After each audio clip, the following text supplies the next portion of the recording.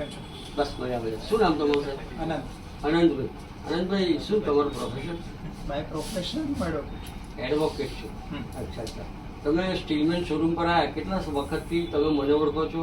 તમે સ્ટીલમેન પર મારો બીજો જે નવો શોરૂમ કર્યો છે એથેનિકનો સ્ટુડિયો, એની અંદર કલેક્શન કેવું લાગ્યું અને તમે જે આ જબ્બો પહેરો છે એનો પર્પઝ શું છે અને એનું ફિટિંગ કેવું લાગ્યું?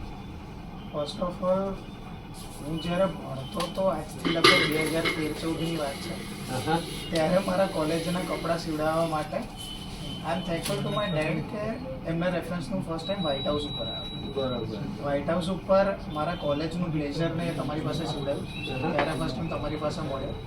દેન આફ્ટર એના પછી એ પત્યું, LLM કર્યું, માસ્ટર્સ કર્યું, પ્રોફેશનમાં ચાલુ થયો અને મીનવાઇલ પછી નવરાત્રિને એ બધા જે ઘરના પ્રસંગો બધા હતા તમારી પાસે સીવડાયા. પછી વ્હાઇટ હાઉસનો એક્સપિરિયન્સ મને હંમેશા માટે સારો રહ્યો અને મેં કોઈ દિવસ મારી કોઈ ચોઈસ કરી નથી. હું જે હતું તમારા ઉપર છોડું છું. તમે મને ઓળખો છો, તમને મારું ફિટિંગ, તમને મારી ચોઈસ ખબર છે, મને કયું એસ્થેટિક ખબર છે, તમને ખ્યાલ છે. તમે એ પ્રમાણે ફોર્મલ કપડાં કરતો છો. કેઝ્યુઅલ વેર્સમાં મેં અમુક શર્ટને તમારી પાસે કરાયા હતા.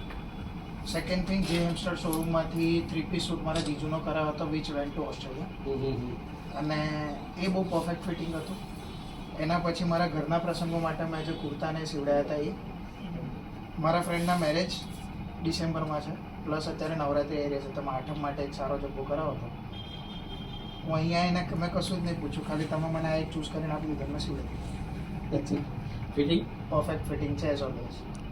Thank you. તમે જોવાના. Okay okay.